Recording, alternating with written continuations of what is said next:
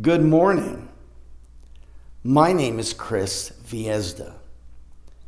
I am blessed to be called to serve as the minister of Belvidere Church of Christ. I appreciate you bearing with me. I've got a little bit of a congestion that developed overnight. It's impacting my voice.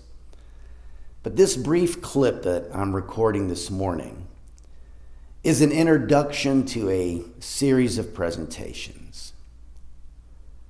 This series is based upon a compilation of articles and essays published under the title Apostolic Churches of Christ, Ancient Faith, Enduring Wisdom, Sacred Story, Future Hope.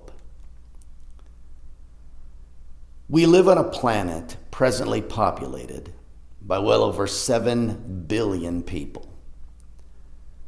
It has been reported that about 4 billion of those profess to be Christians of one stripe or another.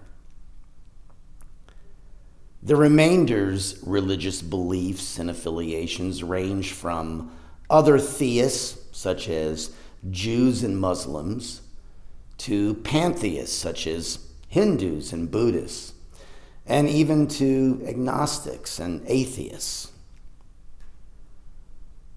Now, of course, there are reasons why any of us believes and practices what we do. And there are certainly some differences between the range of our respective religions and beliefs. However, despite all of our differences, we are all mere mortals, living for a relatively brief moment on this planet. During this moment, we all have to live by faith. Whether we are a theist, a pantheist, or an atheist, our respective worldviews are ultimately based upon metaphysical assumptions that none of us can empirically prove to the point of indisputable and absolute certainty. Indeed, we all live out our mortal moments by faith of one kind or another. During that moment, we try to sort it all out, try to make sense of it all. Why is there something rather than nothing? Why are we here? How do we determine what is right and what is wrong?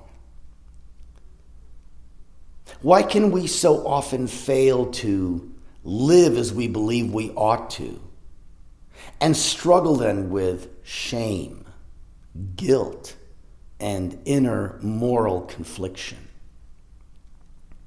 Is there a point to it all? Is there an ultimate purpose? Does anything really matter? Do any of us really matter? Are we merely the purposeless outcomes of indifferent and random cosmic forces?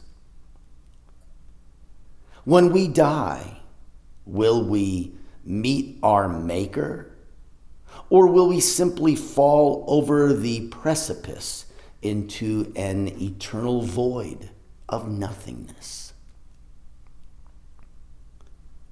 The answers that any of us offer to questions such as these will be shaped by our respective religious commitments and our fundamental worldviews.